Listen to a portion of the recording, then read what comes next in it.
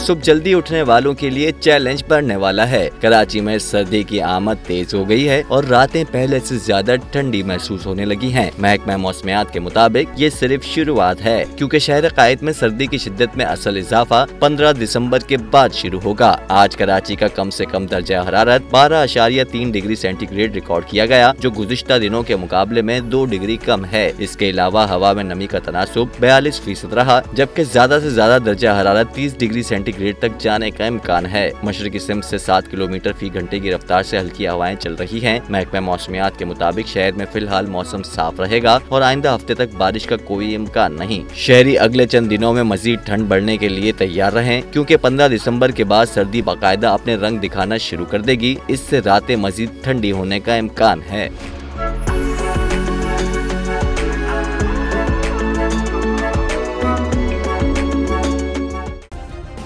Subscribe करें और bell दबाएं ताकि कोई खबर रह न जाए।